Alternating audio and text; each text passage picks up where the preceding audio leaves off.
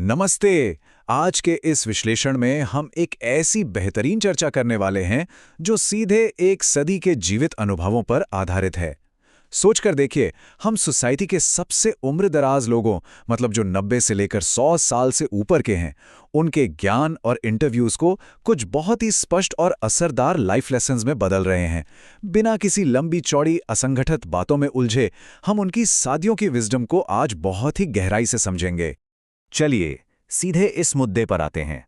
ये विचार उम्र बढ़ने के एक ऐसे सच को उजागर करता है जो किसी को भी हैरान कर दे।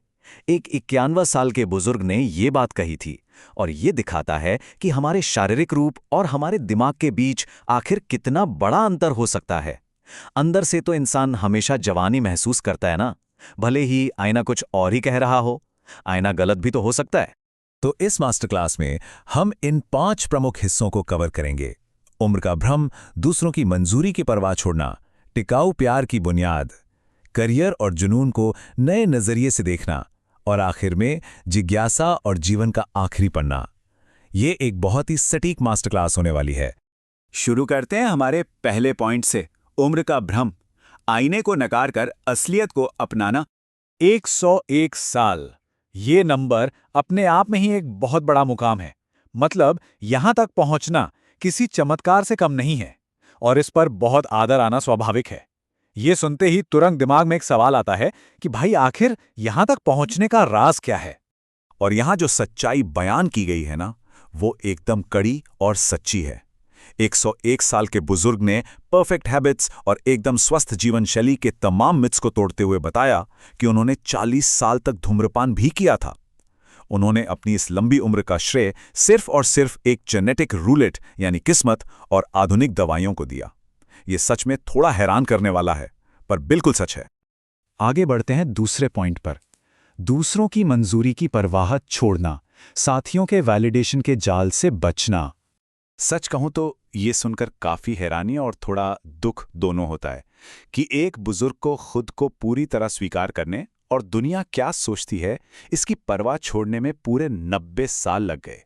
और ये बात बहुत ही शानदार तरीके से दर्शाती है कि एक तरफ बाहरी मंजूरी पाने की वो थकाने वाली कोशिश है, और दूसरी तरफ खुद को अंदर से स्वीकार करने पर मिलने वाली गहरी शांति। जिंदगी का एक बहुत बड़ा हिस्सा सिर्फ इस वैलिडेशन की बेचैनी में निकल जाता है कि लोग क्या सोचेंगे, जबकि असली सुकून इस दूसरे नजरिए में मौजूद है जहां अंदर से खुद को अपनाया जाता है। अब इस महत्वपूर्ण सवाल के साथ हम व्यक्तिगत मानसिकता से थोड़ा आगे बढ़ते हैं। हम इस चर्चा के सबसे भावनात्मक हिस्से की तरफ मुड़ते हैं, जो है प्यार और शादी। यह हमें ले आता है तीसरे हिस्से पर, टिकाऊ प्यार की बुनियाद। 37 साल की गलतियों से लेकर 68 साल की जीत तक का सफर, एक बहुत ही पेनफुल पिछली शादी के बाद एक दूसरे रिश्ते में आदर और प्यार पाना क्या होता है, ये यहां से समझ आता है। ये टाइमलाइन दरअसल एक कपल के 68 साल लंबे सफर को दर्शाती है, जिन्होंने क्यूबा में भारी राजनीतिक उथल-पुथल और विस्थापन का सामना किया। हम यहां किसी भी राजनीतिक विचारधारा का समर्थन या विरोध बिल्कुल नहीं कर रहे हैं, बल्कि इस ऐतिहासिक तथ्य को उनके रिश्ते के कॉन्टेक्स्ट में समझ रहे हैं। उनका प्यार इस संयुक्त संघर्ष और सर्वाइवल में एक बहुत ही मजबूत बुनियाद बन गया, एक ऐसी बुनियाद जो कभी हिली नहीं। तो इस विश्लेषण से एक अहम बात ये निकल कर आती है कि आज के समय में जहां डिवोर्स रेट 50% से भी ज्यादा है, वहीं उन बुजुर्गों का ये अटल समर्पण एक बहुत ही अलग सोच को दिखाता है।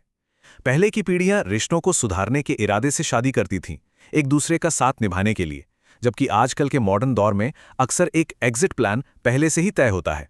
सोर्स मटेरियल से निकली प्यार की ये पहली और बहुत ही खूबसूरत परिभाषा दर्शाती है कि एक दूसरे का आदर करना और एक समान लक्ष्य की तरफ मिलकर बढ़ना ही किसी भी लंबा चलने वाले रिश्ते की असली रीढ़ होती है। बिना आदर के रिश्ता टिक ही नहीं सकता। और ठीक इसके बाद ये अगला विचार सामने आता है, जो थोड़ा मजाकिया और सच में बड़ा दिलचस्प है। ये बताता है कि प्यार आखिर कितना व्यक्तिगत है। कभी कभी इसे शब्दों में बयान करना नामुमकिन होता है, और ये कई अलग अलग रूप ले सकता है। यहां तक कि किसी खूबसूरत पौधे के लिए भी प्यार महसूस हो सकता है ना कमाल की बात। चौथा मुद्दा, करियर और जुनून को नए नजरिए से देखना, सिर्फ एक पेचेक से ज्यादा किसी पर्पस को, किसी मकसद को चुनना। अब यहां ध्यान देने वाली बात यह है कि असली कामयाबी किसी बड़े जॉब टाइटल से तय नहीं होती। सच्चा जुनून उस चीज में है जब रोजमर्रा के काम में खुशी मिले। एक अच्छी जॉब वो है जिसके लिए सुबह उठने में उत्साह हो, जहां दिन कैसे निकल गया इसका पता ही न चले। वही असली जुनून है। इन बुजुर्गों ने एक ऐसी जिंदगी बनाने के लिए ये कुछ सीधे, प्रैक्टिकल और एक्शनेबल नियम दिए हैं ताकि उम्र के आखिरी पड़ाव पर बिल्कुल भी पछतावा ना हो।